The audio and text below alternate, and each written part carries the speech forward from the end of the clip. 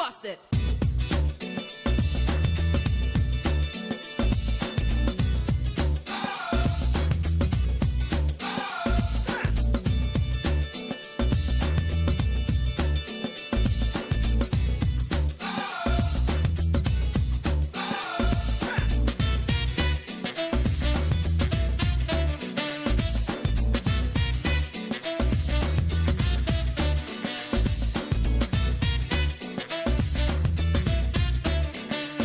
Hello and thanks for staying with us. Welcome to Political Platform. My name is Ait Political. Monday morning, but a very sad one. The nation woke up to the news that about 100, though the figure is still highly being disputed, killed in Plateau State over last weekend. Some clashes we had between the herdsmen and the locals there, leading to the invasion of some communities and massacre of people right there. Very worrisome, but you know it's not news any longer in the country. Such developments occur almost on weekly basis, not just in Plateau. Elsewhere, we've seen deaths recorded either by bandits, militiamen, or what have you, even communal clashes, as we saw in the border town between Ebonyi and Cross River State, dispute over farmland. And it raises the question again about the value of human life in Nigeria. Elsewhere, heavens will fall. When I say heavens, the nation will almost grind to a stop. But here, life goes on. We continue to live and pretend as if all is well. I recall the warning issued by Bishop Enoch Adeboye of the Redeemed Christian Ministries, that warned that the 2019 election may not hold if killings in Nigeria continue. Preparations for the elections are continuing, but the killings are also continuing. How can we stop all this? It came at a time the APC concluded its national convention in Abuja. But before then, the security agencies, the DSS, the Department of State Services, has been quite active.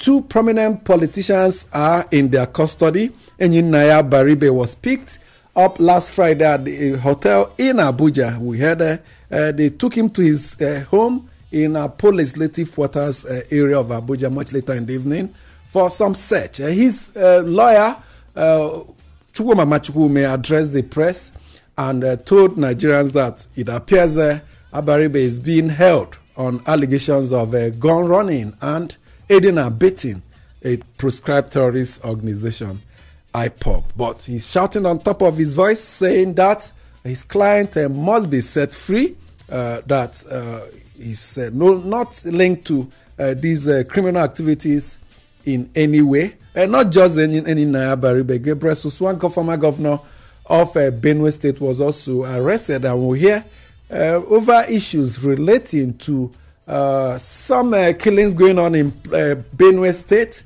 One newspaper report had it that a call was put to his phone by one of the persons suspected to be behind the murders going on in that state, and so the security agencies had to pick him up.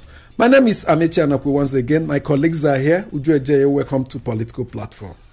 Amici, thank you. And I don't know if you observed the APC convention over the weekend. That convention came and it has held. On the whole, you could say yes, that convention held successfully. But of course, some of the things we had been pointing out here actually surfaced in that place. You had some states that came with dual delegates. The River State delegates, Magnus Abe came with his own delegates, and of course Rotimi Amiche also came with his own delegates. Something that almost led to a skirmish in the stands where they were, but this time not necessarily between them, but between them and the Plateau State delegates, because they overflowed to the section of the Plateau State delegates, and those ones needed their seats. But the main action was actually in the Imo State stand, where the governor came with his own delegates, and of course, you know, the delegates that had already been selected by the other faction led by the deputy governor, and of course some senators, including Senator Ararume and Hope Uzodinma. They were there. They came in first, but by the time the governor came, you know, he used his men to unseat some of them, and they were not happy. The fallout is that Imo State actually did not have delegates in that election, because a compromise, they tried to broker a compromise between the two groups, but it did not succeed. And Osita Ezunaso, who was asked to step down for the governor's candidate, refused to. In fact, it was even announced, but later they had to announce back that he was still in the race. You know, that was after announcing that he had stepped down, but he refused, and you know, there was a deadlock. And then the Delta State stand was another big issue that day, because the fight went on for a long time. The delegates of the same senator, you know, that was allegedly linked to the snatching of the mace. You know, he came with his delegates, and then the other group was there, and it was like a fight to finish, to the point that even the Edo State governor had to intervene and was almost molested, but for his security personnel, it was not something that you would actually be proud of, you know. And then, of course, we saw a lot of compromises too. You saw a lot of people stepping down for other candidates, like the candidates from Osun State that had to step down for the one from Lagos State, Babatunde Ogala, who was eventually elected as the legal advisor of the party. And of course, you knew that maybe the person you could say was the strongest contestant to Adams Oshiomhole, Clement Abri, stepped down, and of course he was elected unopposed. In fact, his election was the first that was announced, because what they had to do was affirmation. A lot of things happened. Maybe in the course of the program, we'll be able to talk more about that.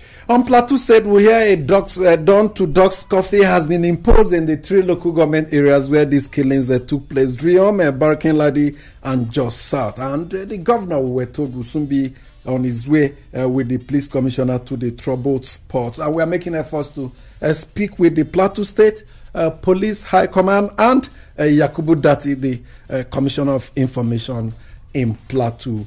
Shola Jaisimi, very sad development from the North Central. Exactly. Sad news coming from the Plateau again about the killings. Actually, the reports we got at the weekend was that some youths amongst the indigents there attacked a settlement, and 5 people were killed. And there was a reprisal. It's the reprisal that we have this figure of about over 100 women and children haven't been killed. But the question I keep asking is, since about 2006 or thereabout, there's been a special military operation on the plateau, Safe Haven, headed by different officers. The current commander in charge of Operation Lafia Dole, talking about Major General Rogers Nicholas, was even the commander of that Operation Safe Haven before he got transferred to Operation Lafia Dole.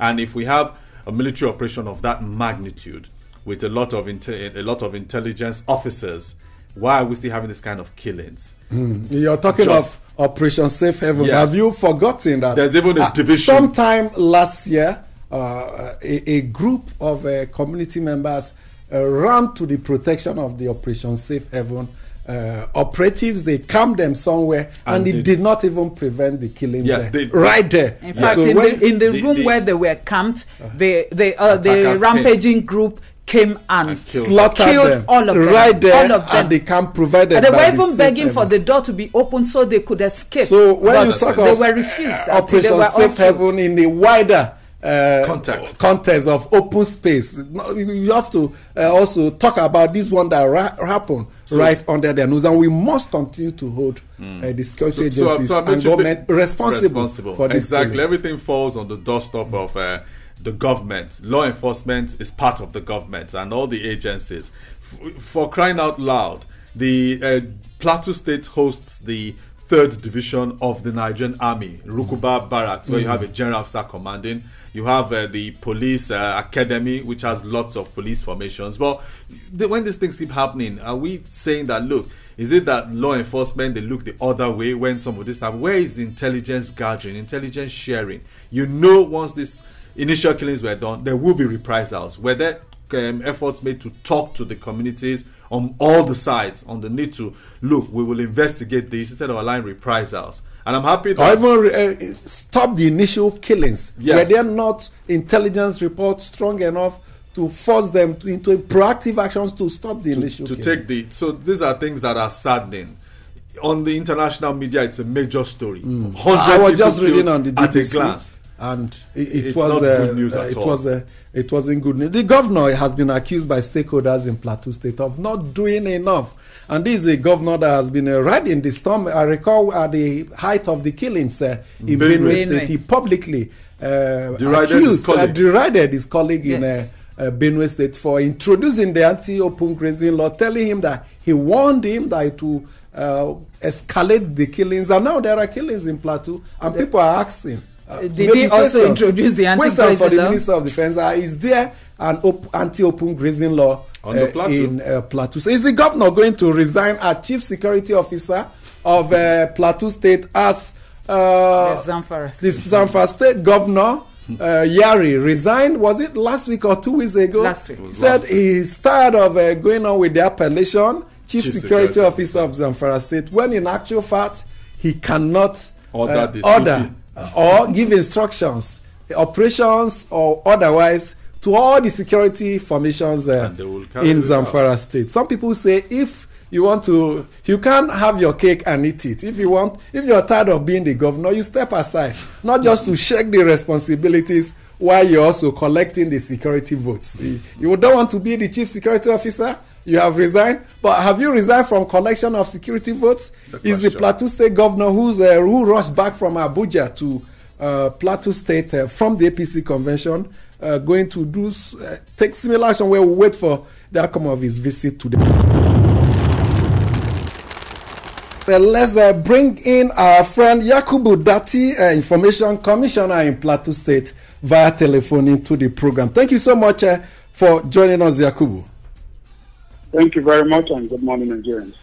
Very disturbing developments from your state. Can you tell us the situation in these 3 local governments? We had a Dr. Sudan coffee has been imposed. Yes, that was a preemptive action to avoid escalation of the crisis. And that action was taken by Governor Simon Lalong. He was in Abuja on the convention when this issue escalated, and he immediately abandoned the convention, and we all headed back to Jos. He also participated in opening up some of the roadblocks that were mounted on the streets, and he was also able to carry out inspection. Who mounted these roadblocks? Sorry? Who mounted the roadblocks he opened up? Yeah, some of the communities that were affected, not even the communities, but, people had and they were reacting from their different communities and blocking roads. So we were able to open up some of the roads, and they immediately imposed the curfew even before our arrival in Jos as a preemptive measure, which has gone a long way to the spread. Furthermore, he's also had a meeting with the State Security Council, and so far there's been some arrests, and there's a manhunt for quite a number of the alleged perpetrators. How many persons have been arrested? About 3 as of the last security meeting they had yesterday night. So I don't have the update for now. But I know that a lot is being done. And one area of concern, Amici, is that most of the communities that are mounting roadblocks ended up having the members of their own community be victims of that. So we want to appeal to community leaders, parents, to please appeal to their children to stop mounting those roadblocks. When they mount these roadblocks, what do they do to passers-by, those using the roads?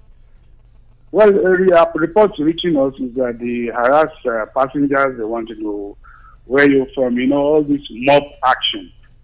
We were able to clear and move, but we've also had reports of certain people of the same ethnic extraction, of the same people who were mounting those blocks, of being victims.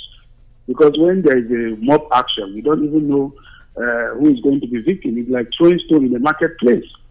So we want to appeal for members of the communities to talk to the people so that the efforts we are making in restoring peace to Plateau State will yield dividends. The roadblocks suggest that the people have resorted to self-help. And that means it's either the security agencies are not around or they don't have confidence in their ability to take charge. No, the point is because of the casualty number, there are people who share the same affinity. Maybe, of course, we are dealing with the issues of ethnic and religious fault lines. So there are bound to be some form of reactions which we are trying to curtail. And the governor has spoken to calm the people because the security agencies are taking charge to fish out the elements, the criminal elements. Don't also forget that there are criminal elements that take advantage of such breakdown of law and order to further their trade. And that is why we are the security agencies are also trying to separate those who are truly aggrieved from the criminal elements who harass innocent people and steal their wares or whatever they have in those vehicles. So we are appealing because there's been a direct, the security agencies are going out to ensure that people who constitute roadblocks illegally will be dealt with according to how the law states it. Okay, Mr. Dati, as we speak, there's an operation Safe Haven, a military operation that has been in existence on the plateau for almost 10 years now. In your assessment as the political leadership of that state, do you think the military that was deployed there specifically for this purpose has not lived up to the billing? Well, to start with, we believe that the solution to this issue is more in dialogue between the communities. And that is why Governor Simon Lalong set up the Plateau Peace Building Agency, which is the first of its kind in the country. And so far, since it came into power for the past 3 years, we have enjoyed uninterrupted peace in the state because of the intervention of this agency. So it's not to say that the military do not have a role, but we also believe that if the communities are mobilized to chart the course of returning of peace, it will be more fruitful and sustaining. As I speak with you, not only we have a joint task force made up of the military, the police, the civil defense, and other security agencies, as well as our own Operation Rainbow, which is gathering intelligence. Just 2 weeks ago, the governor launched the early warning systems, which is a platform for people in collaboration with the United Nations. And this is a platform for people to report for early warning response. And it has been gathering intelligence and been effectively assisting in curtailing the spread of this tragedy that we have. We noted earlier that probably the reason for mounting the roadblocks is because they are trying to defend themselves, self-defense basically. Now, and you said anybody caught doing that would be dead squarely. In trying to curtail that, in trying to deal with that, are you telling us that the authorities have also provided adequate security for these ones, so that some of the things that happened in the past, where they were told don't do this, housed in one place, and calamities still befell them, would not occur again? Yes, the securities have been mobilized. As I speak with you, since yesterday we've had the helicopters that have been moving and patrolling from the sky. We have men on the ground. So from the area of security, there is adequate security. But what we are appealing is the situation where innocent passers-by who are probably transmitted from one state to another are now caught by some of these people who are mounted roadblock and embarrassed. It's not fair. In the first place, they are not even they don't even know what is happening, and they are probably just passing through to get to their destination. And that is why we are making such appeals, and that is why the security agencies are clearing the road and also appealing to parents and community leaders to tell their wards to desist from mounting such roadblocks where they embarrass and harass innocent passersby. The security, like I said, some arrests have been made, and the security agencies are up in their game. And we believe that two wrongs cannot make a right. So we want to appeal once again that parents and elders should talk to their wards. Yes, and these are federal highways, not in the communities where it happened. These are just federal highways that pass through those areas, and that is why we are very emphatic about that. Ijoma Osamo, welcome. You have a question for Yes, because I went through some newspaper and the numbers of casualty is quite different. And since you are like a representative of the government spokesperson in that state, what is the actual casualty figure that you have? As of yesterday, the Plateau State Police Command released a casualty figure of about 86 people. 86, you said? 86, yes. So that is the official figure released by the Plateau State Police Command. Okay, what about the government? I read about some stakeholders from your state accusing the governor of not doing enough. Do you think this government has done enough? This killing has become perennial? No, the governor has been commended actually by most of the stakeholders who see the fact that he cut short his official function in Abuja and drove quickly back to come and intervene, and was also seen patrolling some of the hotspot areas in the city of Jos. I think that I think that what we are talking about here. What we are talking about here. Governors, which is also obvious. You recall that just a week or about 2 weeks ago, one of the governors also resigned as chief security officer because the powers to effect immediate mobilization of sources are not within the purview of the state governor. So those are some of the challenges that are being confronted, but we are not deterred because the security of property and lives is the responsibility of the government, and that's why we are going around the clock to support these security agencies. About 50 vehicles were given to them about a month ago for the security to strengthen the performance of beyond this apparently routine procedure. I said earlier, these killings appear to be perennial. It's ongoing. Is the government not concerned that it needs to think out of the box, do something different beyond this routine response procedure to really protect the lives of the people of Plateau State, which is its primary objective? Yes, and that is why I said that under Governor Simon Lalong, for the past 3 years, there has been an uninterrupted peace in the state. Now, what has both created this gap is what we are also investigating and reviewing our strategies, because we have been able to achieve sustainable peace for the past 2 years. So if there is a breakdown, it now means we are back on the drawing board to find out where are the leaks, where are the gaps that were created, and then we also look at new strategies to be able to confront this. Is anti-open grazing law an option for Plateau State? No, we have always believed in ranching, because for us, we believe that there should be ranching. We have advocated for that, and we believe that when there is ranching, it will now stop the issue of movement of cattle from one point to the other, which is what actually creates and the Plateau State government will provide land for the federal government-led initiative to build ranches.